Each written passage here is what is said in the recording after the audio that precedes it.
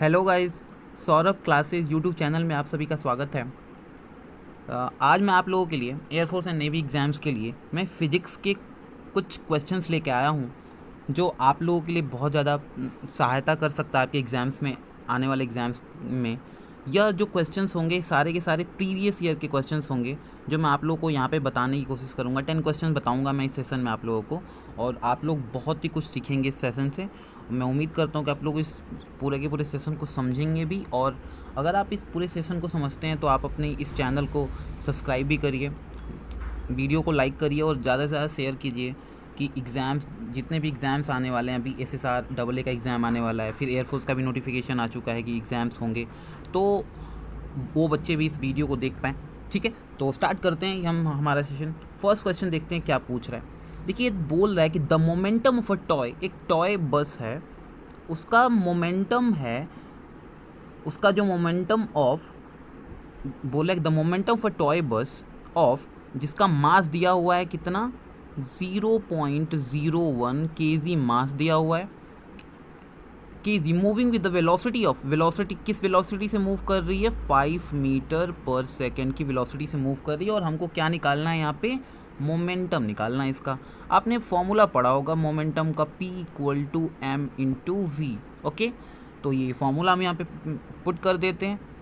हमारा मास कितना दिया हुआ था, 0.01 मल्टीप्लाई वेलोसिटी हमारी कितनी है, 5। ओके, सो हम मल्टीप्लाई जब करेंगे 0.01 इंटू 5 जब करेंगे तो हमारा आंसर क्या आ जाएगा, 0.05। मास का यूनिट क्या होता है, किलोग्राम, और वेलोसिटी का क्या होता है, किलोग्राम मीटर पर सेकेंड। ओके, तो ये हमारा आंसर हो गया। देखिए हमारा ऑप्शन कौन सा सही आ रहा है, एक बार चेक कर लेते हैं हमारा ऑप्शन कौन सा सही आ रहा है, 0.05 किलोग्राम मीटर पर सेकेंड। तो हमारा आंसर कौन सा सही है, ऑप्शन ए हमारा सही है। तो हमारा ए हमारा क्या हो रहा है, करेक्ट आंसर है। ठीक है, ए हमारा क्या है, 0.05 किलोग्राम मीटर पर सेकेंड। ओके, समझ में आ, उम्मीद करता हूँ कि आपको ये क्वेश्चन समझ में आया होगा।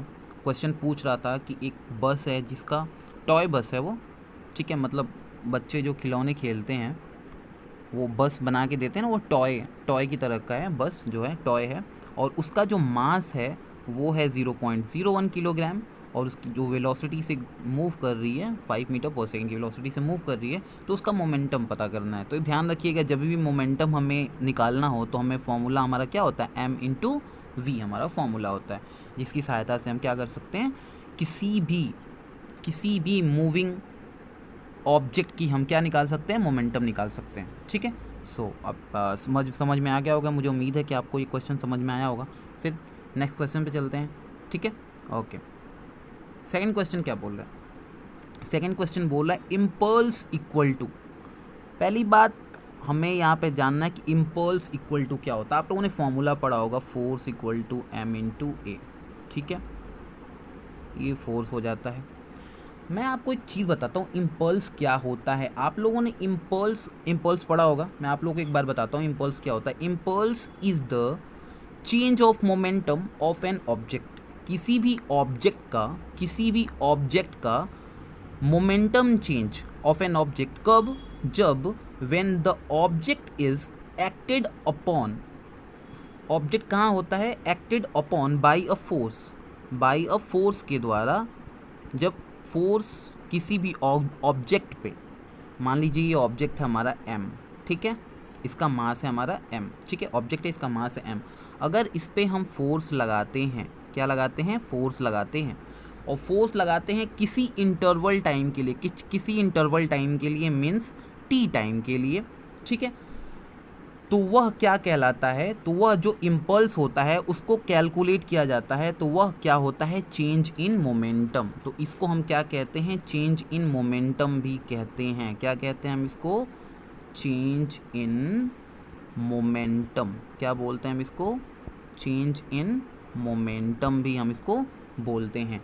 और हम क्या कह सकते हैं, इम्पल्स कैलकुलेट जो होता है वो average impact force of a collision.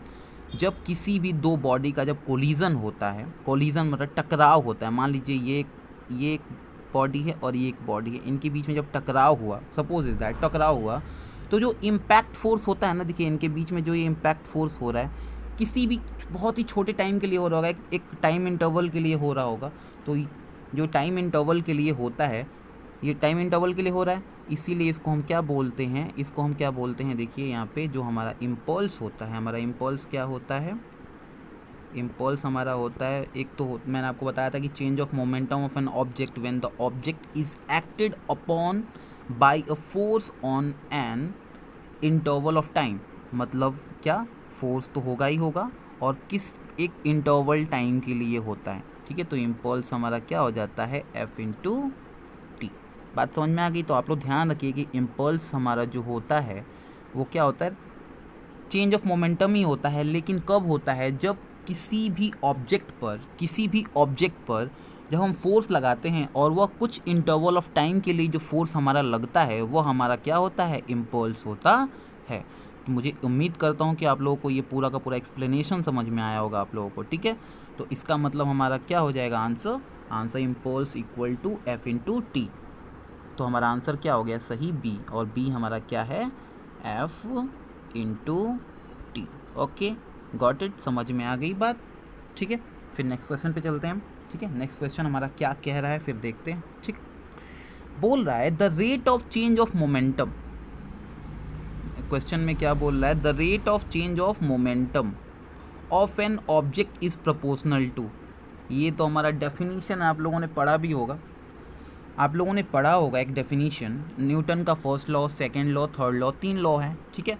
अब एक बात बताऊं, मैं आपको बता रहा हूँ, फर्स्ट लॉ आपको पता है कि जो भी बॉडी रेस्ट में होती है वो रेस्ट में ही होगी, या कोई भी बॉडी मोशन में है तो मोशन में ही रहेगी जब तक कि उस पर कोई एक्सटर्नल फोर्स ना लगाया जाए, फर्स्ट लॉ है, ठीक है।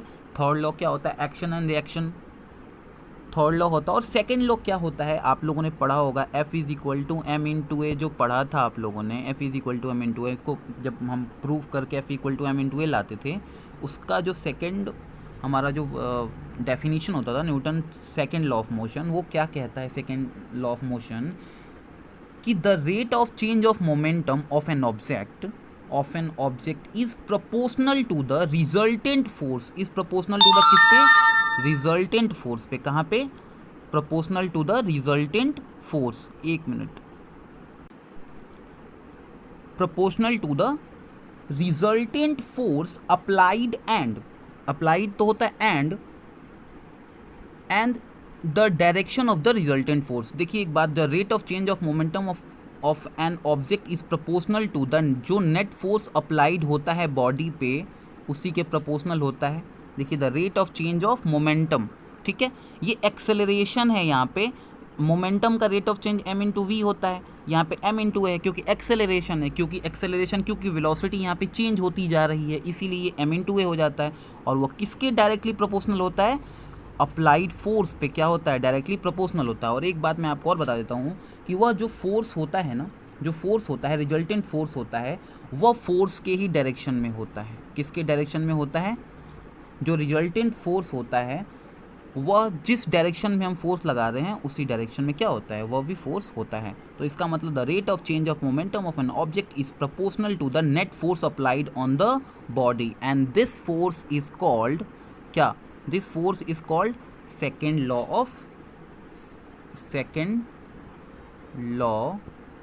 Of motion, Newton second law of motion, ऐसे लिख सकते हैं, Newton's second law of Newton's, यहाँ पे आ जाएगा न्यूटन्स, ठीक है, Newton's second law of motion. तो इसका मतलब हमारा ये टॉपिक ये भी क्लियर हो गया, और हमारा यहाँ पे आंसर क्या आया, आंसर सी। तो मैं नीचे इसको आंसर लिख देता हूँ यहाँ पे, ठीक है, सी हमारा है correct answer, directly proportional to applied force. Okay, उम्मीद करता हूँ कि आप लोगों को ये क्वेश्चन पूरा का पूरा समझ में आया होगा। ओके, सो बढ़ते हैं नेक्स्ट क्वेश्चन पे। तो हमारा ऑप्शन क्या है, हमारा C option, okay, sorry C option, हाँ ठीक है। नेक्स्ट क्वेश्चन बोल रहा है if two balls on the same masses, मान लीजिए 2 बॉल्स हैं ऐसे, ठीक है, m इसका भी मास है और ये 2 बॉल है, m इसका भी मास है, ठीक है। ये दोनों ड्रॉप किए गए हैं सैंड पे। मान लीजिए ये नीचे क्या है, एक ये सैंड है, ठीक है, क्या है, पूरा ये सैंड है, पूरा सरफेस ही क्या है, पूरा सैंड है, ठीक है। बोल रहा है कि अगर दोनों मासेस को सैंड पे क्या किया गया, ड्रॉप किया गया है, तो डेप्थ ऑफ पेंट्रेशन क्या हो, पेंट्रेशन मतलब कि अगर ये गिरेंगे इस सैंड पे तो कितनी नीचे तक धंसेंगे ये लोग, ठीक है, पेंट्रेशन इसका कितना होगा। तो इसके बाद if heavier ball is drop faster than the lighter ball is drop faster than the heavier ball, the product mv is the same for both bodies या नन ऑफ दीज, या ये हमारे पास ऑप्शंस दिया हुआ है। तो एक बात ध्यान रखिएगा, मैं आपको एक क्वेश्चन इस पे मैं आपको बताता हूँ कि अगर यहाँ पे क्वेश्चन दिया हुआ कि सेम मास है दोनों की, बात समझ में आ रही है आपको, क्या है क्वेश्चन में हमारा कि मास दोनों की क्या है, सेम है, ठीक है, क्या हमारा मास दोनों का क्या है, सेम है। तो अगर दोनों का मास सेम होगा तो डेप्थ ऑफ पेंट्रेशन भी क्या होगा, इफ ऐसे लिख देता हूँ, if mass of the object is same, ठीक है,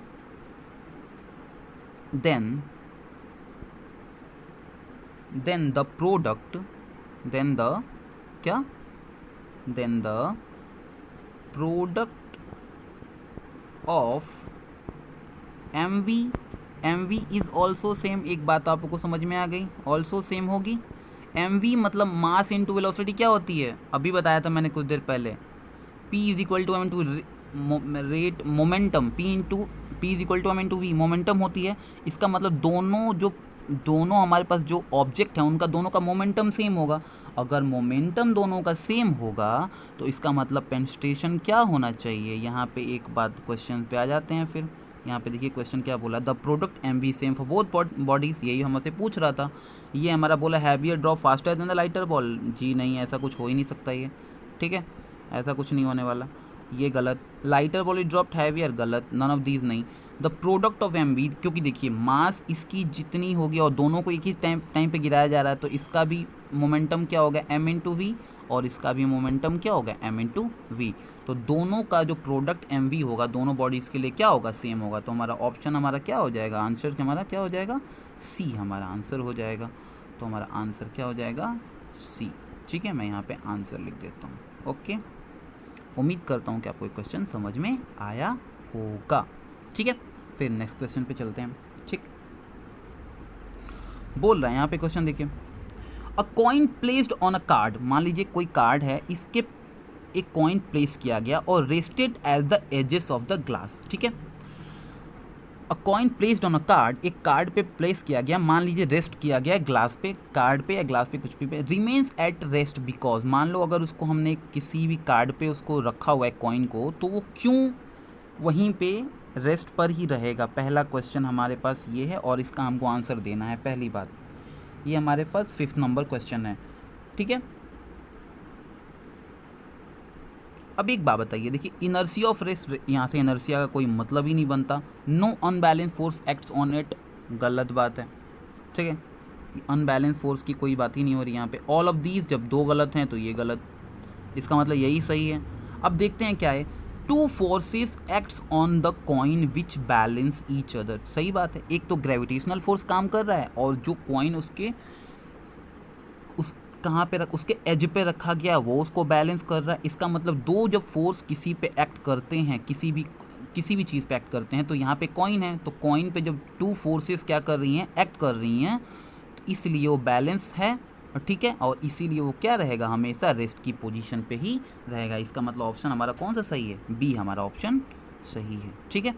तो अगर 2 फोर्सेस वहाँ पे, क्यों ये कॉइन रेस्ट की पोजीशन पे है, क्योंकि वहाँ पे 2 फोर्सेस क्या कर रही हैं, एक्ट कर रही हैं, जिसकी वजह से वह कॉइन को क्या कर दी हैं, बैलेंस कर रही हैं, और बैलेंस करने की वजह से वह कॉइन इधर से उधर हिल नहीं रहा है, जिसकी वजह से क्या है, किस पोजीशन पे है, रेस्ट की पोजीशन पे है, ठीक है।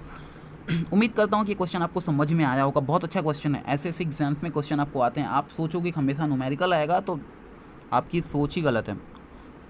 आजकल बहुत ज़्यादा थ्योरेटिकल क्वेश्चंस आ रहे हैं जो आपको आप जब एग्जाम्स में जाओगे, एग्जाम दोगे, तो आपको पता चलेगा कितने टाइप के थ्योरेटिकल क्वेश्चंस आ रहे हैं, कितने टाइप के न्यूमेरिकल्स भी आ रहे हैं, थ्योरेटिकल भी क्वेश्चंस आ रहे हैं, तो आपको उसके हिसाब से क्वेश्चन को अटैम्प्ट करना पड़ेगा।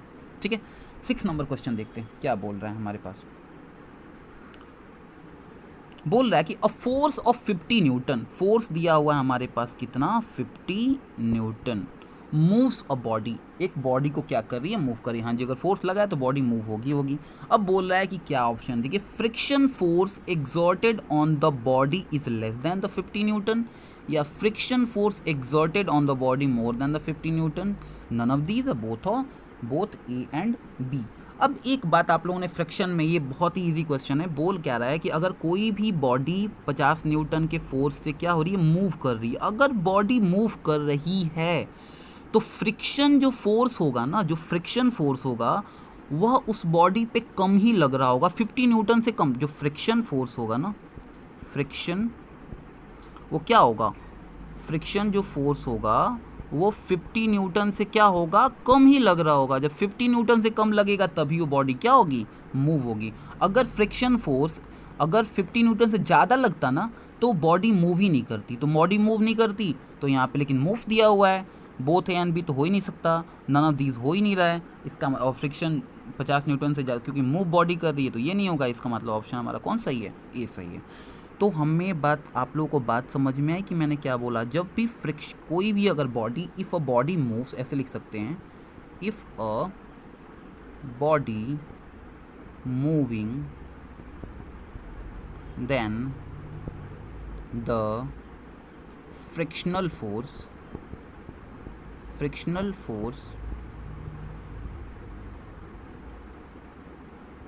acted on the body is less than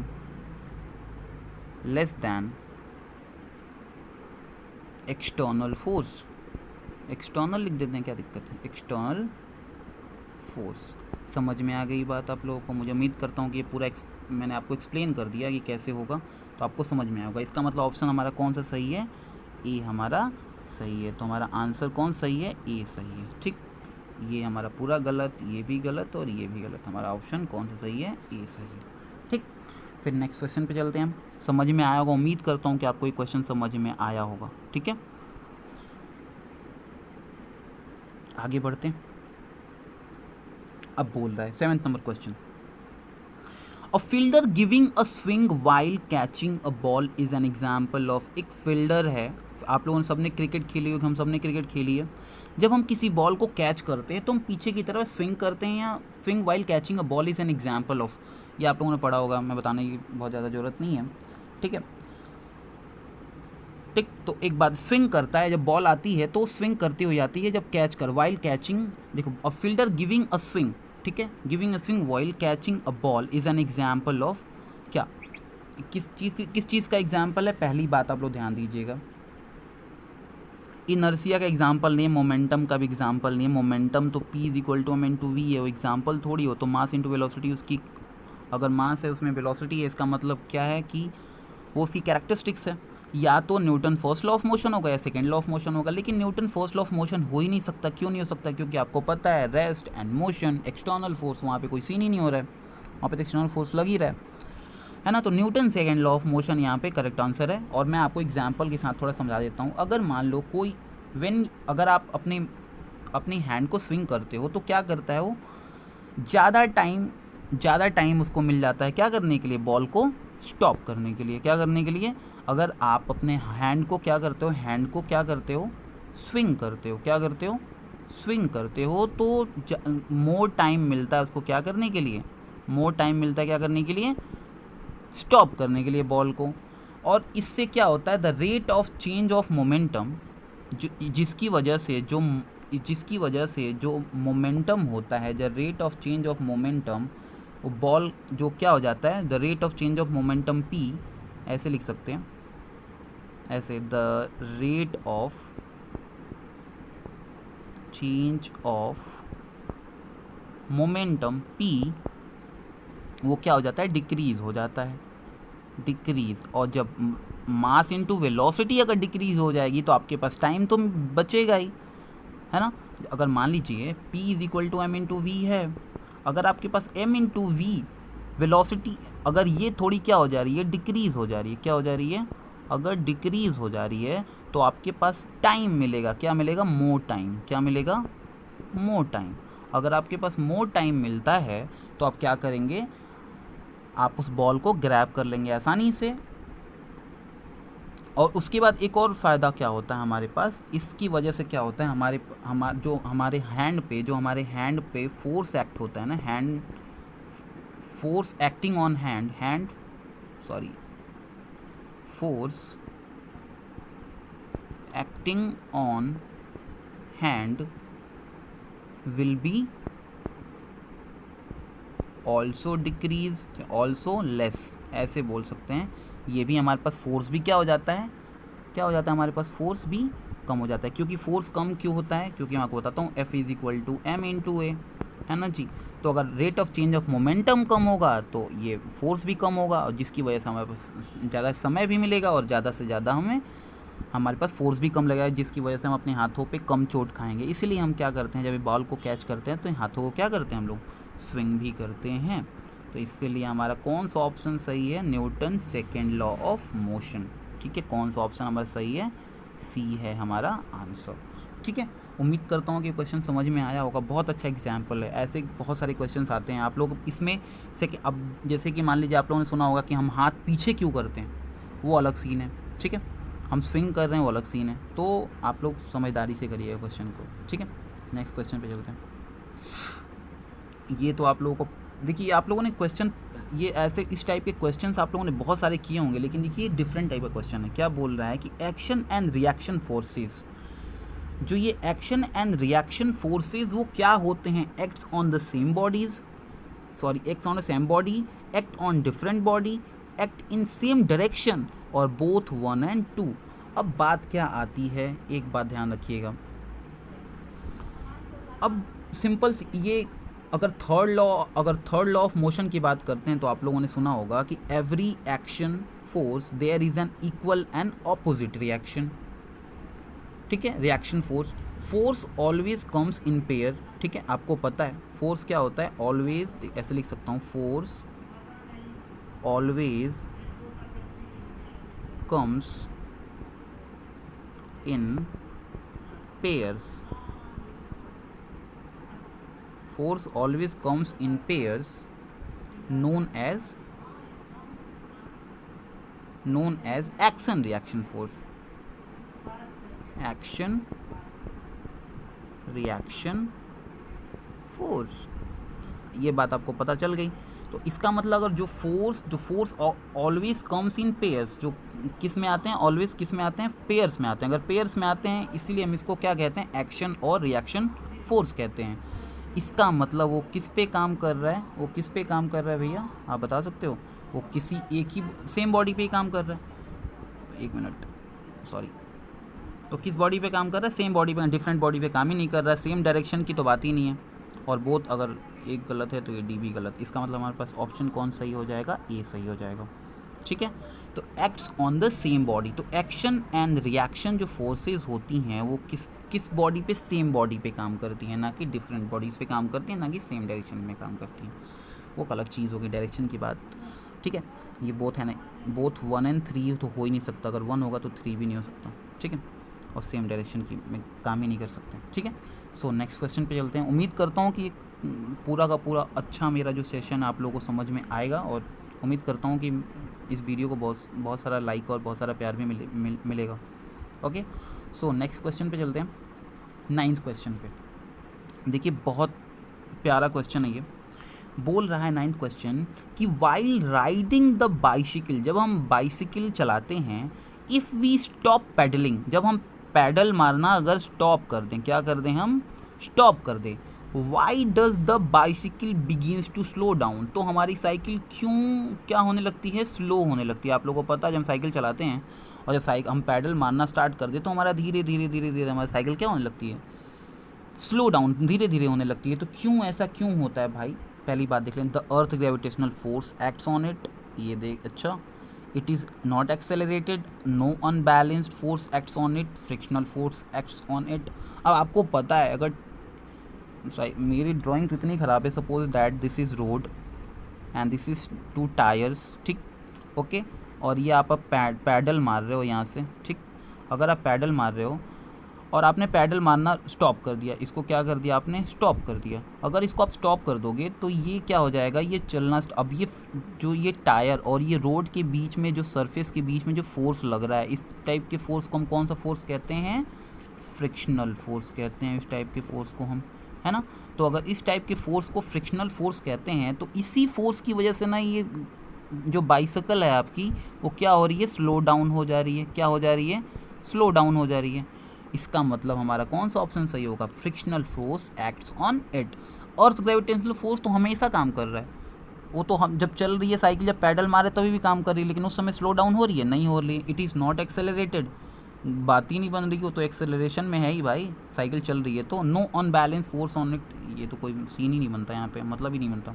तो frictional force acts on it, इसका मतलब हमारे पास सही आंसर क्या हो जाएगा, ऑप्शन नंबर डी, ठीक। हमारे पास ऑप्शन नंबर डी सही हो जाएगा। और उम्मीद करता हूँ कि आपको ये पूरा का पूरा अच्छा जो सेशन हुआ हमारा आज का, आपको पूरा का पूरा समझ में आएगा। चलिए फिर चलते हैं लास्ट क्वेश्चन पे।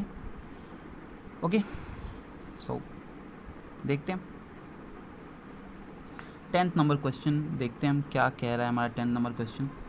The law that give a qualitative definition of force. देखिए, एक क्वालिटेटिव डेफिनेशन होती है फोर्स की, वो कौन देता है, कौन सा लॉ देता है। यहाँ पे 4 ऑप्शन दिए गए हैं, देखिए आप लोग, Newton second law of motion, Newton first law of motion, qualitative definition of force, Newton third law of motion, law of gravitation. 4 option मैं दे रहा हूँ आपको। देखिए, Newton second law of motion आपको क्या देता है, आपको बताता है, वो क्या बताता है, the rate of change of momentum is directly proportional to the applied force. तो rate of change of momentum की बात करता है वहाँ पे।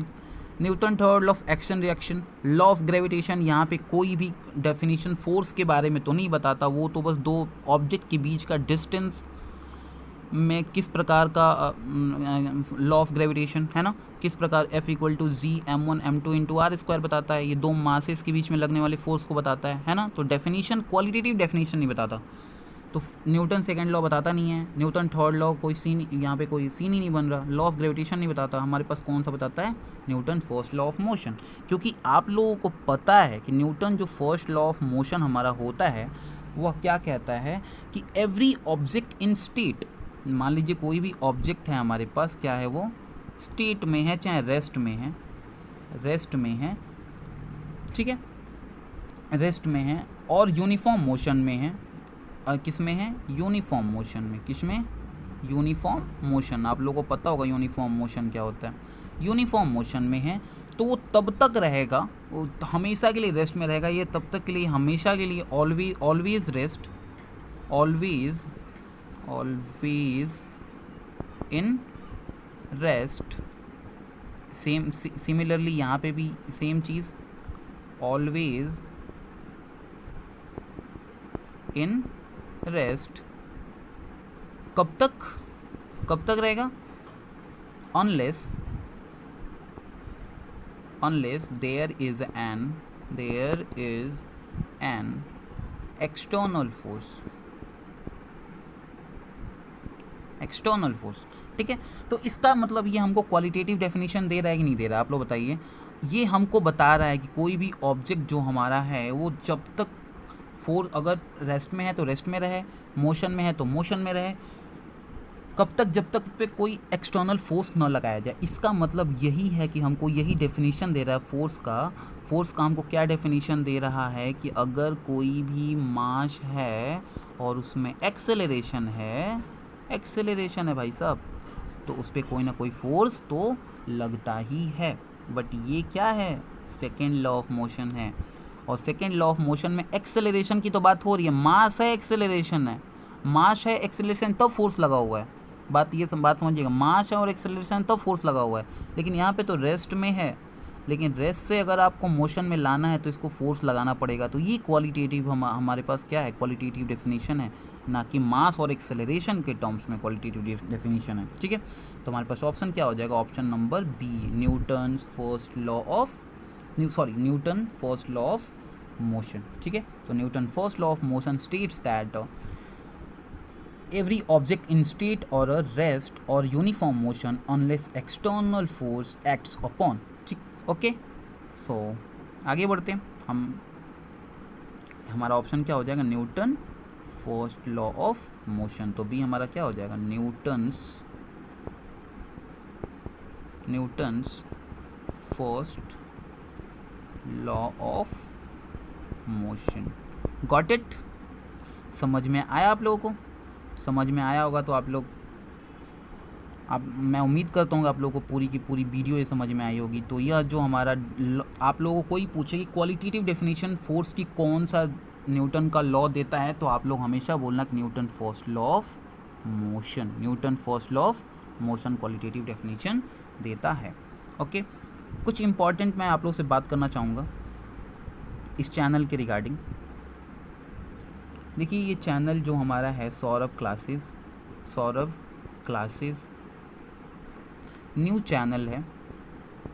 चैनल है और मैं आप लोगों को गारंटी देता हूँ कि इस पे आप लोगों को जो कंटेंट मैं दूंगा, बेस्ट दूंगा कंटेंट की शिकायत आप लोगों को नहीं होगी। धीरे धीरे मैं इम्प्रूव करता जाऊंगा। आप लोग अपने कमेंट किया कीजिए कि मुझे पता चले कि मैं किस टाइप की वीडियोस बनाऊं और किस टॉपिक पे वीडियो बनाऊं। मैं अपने हिसाब से आपको हमेशा बेस्ट कंटेंट देने की कोशिश करता हूं। ठीक है, बस मैं इतना ही कहना चाहता हूं। और आप इस चैनल को सब्सक्राइब करिए, लाइक करिए और शेयर कीजिए जितना ज़्यादा से ज़्यादा हो सके। अगर जितना आप शेयर करेंगे और लोगों को फ़ायदा होगा। जितने भी स्टूडेंट्स हैं एयरफोर्स के लिए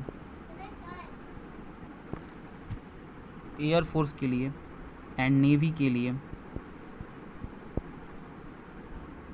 के लिए उनके लिए बहुत ज़्यादा इम्पॉर्टेंट टॉपिक्स मैं बताता हूँ, इम्पॉर्टेंट्स हैं, बहुत ज़्यादा इम्पॉर्टेंट है। ठीक है, मैं आप लोगों को हर एक चीज़ बताऊँगा, कैसे सिलेक्शन होता है, कैसे एग्ज़ाम्स होते हैं, कैसे आपका किस प्रकार से मेडिकल होता है, फिज़िकल होता है, सारा मैं बताऊंगा इस चैनल पे। ओके, और मैं बहुत जल्दी आप लोगों से मैं लाइव क्लासेस भी लेना स्टार्ट करूंगा इस चैनल पे। तो ठीक है, मैं आप लोगों से बस इतना ही बोलना चाहता हूँ। सो इस चैनल को बहुत सारा प्यार दीजिएगा।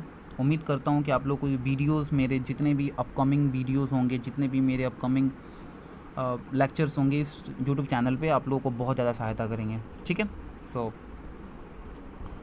तब मिलते हैं फिर नेक्स्ट वीडियो में। तब तक के लिए खुश रहिए, आबाद रहिए, कहीं भी रहिए। जय हिंद, जय भारत।